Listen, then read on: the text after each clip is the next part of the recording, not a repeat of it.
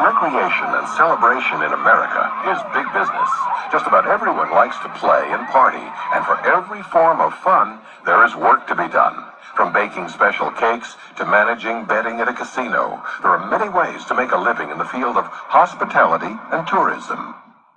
Many jobs in this field do not require more than a high school degree. Training is supplied on the job for such positions as janitors and cleaners, bakers and food preparation workers, bartenders and amusement and recreation attendants. This is a good industry to look into if you need part-time or seasonal work to supplement your income while going to college. If you take a job as a hotel clerk, a waiter, or fast food cook, you'll have experience you can take to similar businesses everywhere when you need employment. You will need to prove your trustworthiness. Businesses that rely on the goodwill of the public demand a neat appearance, courteous behavior, and a track record of honesty and dependability. This is a good field for people who like to be with other people. A ready smile and the ability to listen will enhance your job performance. There are positions in the hospitality and tourism sector that call for a college degree or vocational training. The more education you have, the better positioned you'll be to move up within a company or start a business of your own. So even if you have your heart set on being a hiking guide, consider being a guide with a degree. The more education you can call on, the more flexible you can be in your career choices in the years ahead. Renewable energy is one of the quintessential sustainable products. It's not partially sustainable, it's not somewhat sustainable, it's really fully sustainable. It's going to take wind energy, it's going to take solar energy, it's going to take wave energy, it's going to take tidal. There are jobs in energy locally, there are jobs in energy regionally, there are jobs in energy nationally, and there are jobs in energy internationally. Renewable energy sources are in abundance, and demand for them is growing, along with a long list of green occupations.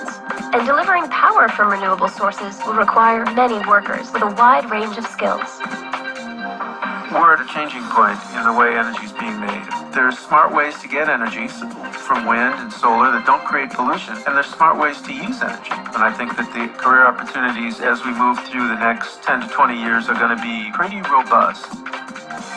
Solar electric has the potential to make a huge difference in the world. If we took an area about half the size of Texas, we'd have more power than we needed to power the whole world. We're currently at one of the first solar charging stations in existence on the West Coast.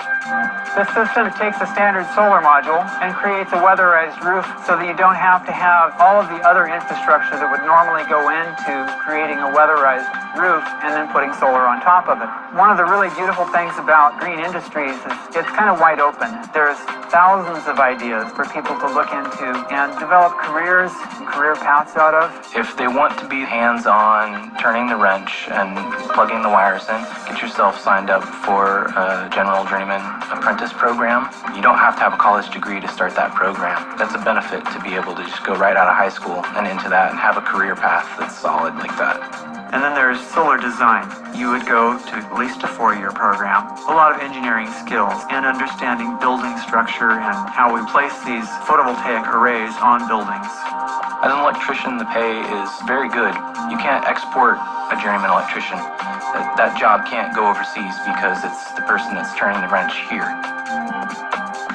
The wind industry is a young industry. It's exciting, and every day is a surprise.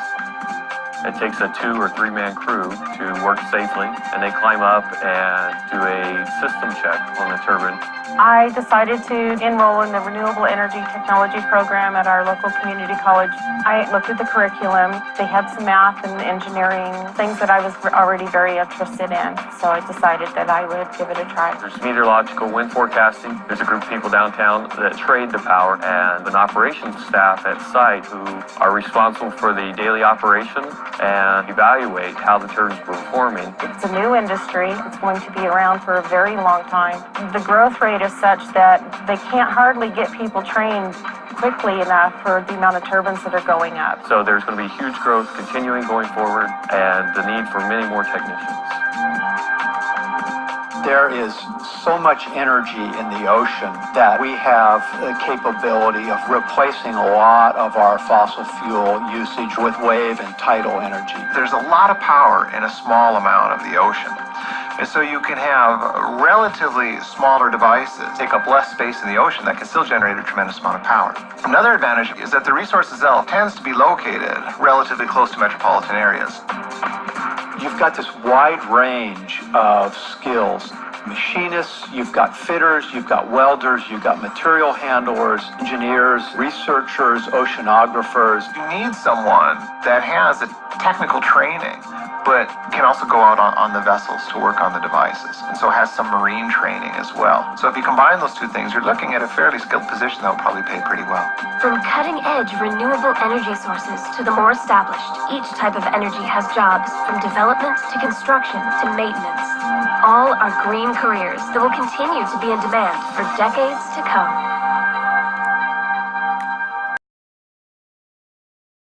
Caring for a small child or helping a grieving family face the death of a loved one, it takes a special person to work in human services.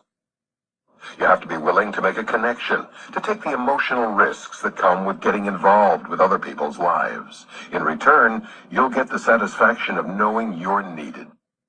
Some of the people you care for won't be able to express their thanks, and sometimes people that need the help of human services workers can be difficult, so a generous portion of patience and understanding help immensely in this field.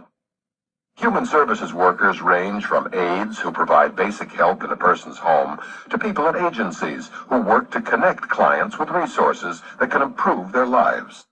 Some training or coursework in psychology can help a lot. For some positions, it's a requirement. The clergy are also considered human service workers because of the care they provide. A strong religious feeling might not be enough to get you moving toward a position in the clergy. You will probably need to go to a seminary or get an advanced degree before you can lead a congregation. Funeral directors and morticians also need specific training and licensing.